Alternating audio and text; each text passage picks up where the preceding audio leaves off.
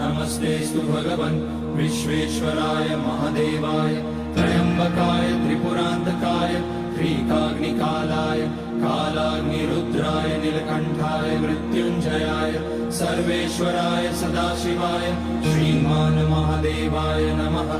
ॐ नमः शम्भवाय च मयोभवाय च नमः शङ्कराय च मयस्कराय च नमः शिवाय च शिवतराय च। ॐ त्र्यम्बकं यजामहे सुगन्धिं पुष्टिवर्धनम् उर्वारुकमिव बन्धनान् मृत्योर्मुक्ष्यमामृतात्। नागेन्द्रहाराय त्रिलोचनाय भस्माङ्गराय